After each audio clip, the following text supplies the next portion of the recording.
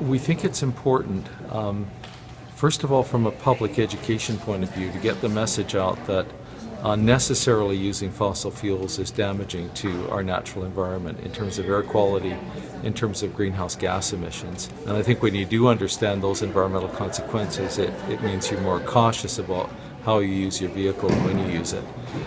So we'd like to see an anti-idling program. We'd like to see it introduced first as an education program and then as a bylaw, and we see it being in effect in Saskatoon in the spring, summer and fall months, not in the winter. We'd like to see it applying in hospital zones, in school zones, and gradually being widened out to the broader community, and we'd like to see limits on idling not to exceed 3 to 5 minutes. I was just going to ask you about the idling bylaw that they proposed. Is that one of your concerns? It is, absolutely. You know, I'm in the trucking industry, and California did it, and out on the East Coast, New Jersey, New York also have an idling bylaw. And what that's done is it's gained a whole bunch of new infrastructure, because these truck drivers live in their trucks, they sleep in their trucks. If it's cold, if it's hot, those trucks have to be running unless there's significant infrastructure in place to help these drivers do their jobs.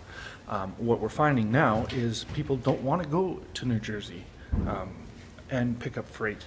So that means that freight is much more expensive, and let's face it, a store here isn't going to just eat that extra cost. They're going to pass it on to the consumer. So we have to be very careful with the unintended consequences. It's fine to be outside of school and not idle your car, but when you make an anti-idling bylaw, it has a whole raft of consequences.